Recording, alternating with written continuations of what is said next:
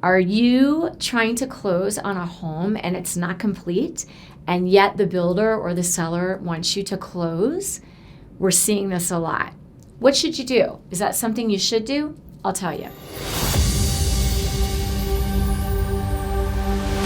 So right now, new construction, whether it's a builder or a private individual who's done remodel to the home, whether it's a fix and flip or they've just remodeled their own home and they're in the middle of a big remodel, and you're under contract on that home and you're scheduled to close, and all of a sudden you go to do your walkthrough or your reinspection and things are not done, and yet they want you to close. Should you do it? Well, I'll tell you, it's pretty common right now, and the reasons are, there's 3 reasons why this is happening.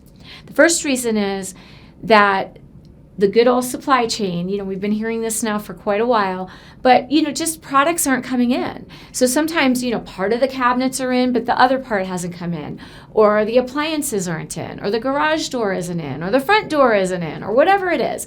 And so what we're seeing is a lot of people doing workarounds.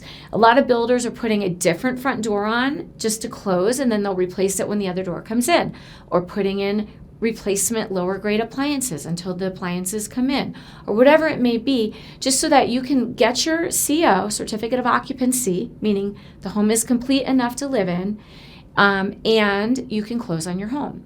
So it's common, it's happening, and some of it's just out of our control. The second reason this is happening is just contractors.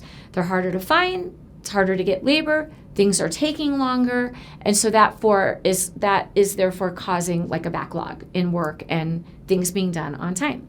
And the third reason, and this is kind of a big thing, but something totally out of anyone's control, is the county who has to go out and look at the home and say if it passes or doesn't pass, if it's up to code, and they do that all throughout the home being built.